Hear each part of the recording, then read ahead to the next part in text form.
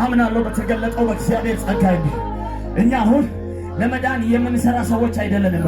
ስለ ዳንን ግን ጸጋው ያሰራናል። ደግሞ የሚያሰራ ጸጋ፣ እግዚአብሔርን ወደ መምሰል የሚያሳድግ ጸጋ። ማነው እጁን የሚያነሳልሽ?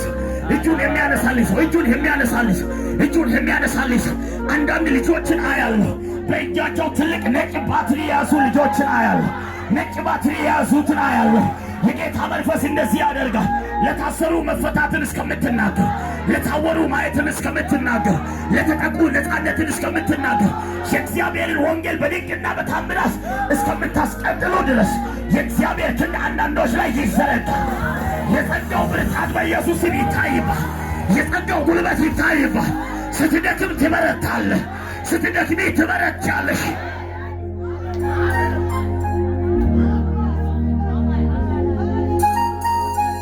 የመጨረሻ አንድ ላውራ፣ በቃ ጨርሳለሁ። ከዛ በመካከላችን አደረ ይላል።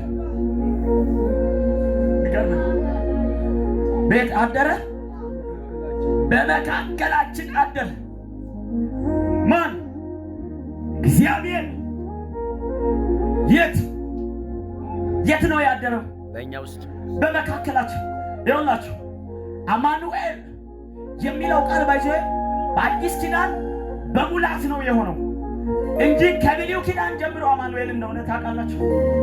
ግን ከእስራኤል ጋር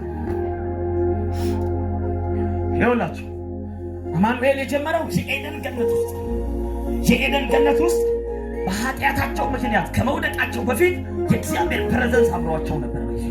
የእግዚአብሔር ክብር አብሯቸው፣ የእግዚአብሔር ድምፅ፣ የእግዚአብሔር መገኘት አብሯቸው ነበር። ክብሩን ለብሶ ነበር። እንዲሁም ራቆታቸውን ነበሩ ይልና አይተፋፈሩም ይላል። አይተፋፈሩም ይላል። የሚገርማቸው አብሯቸው ነበር። እሱ ብቻ አይደለም።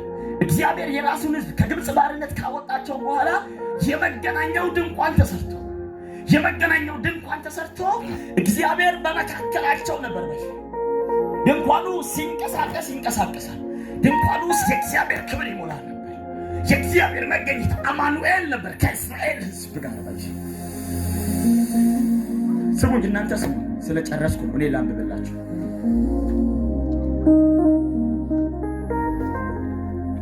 ኢሳይያስ መጽሐፍ ላንብብላችሁ ምዕራፍ 7 አማኑኤል የሚለው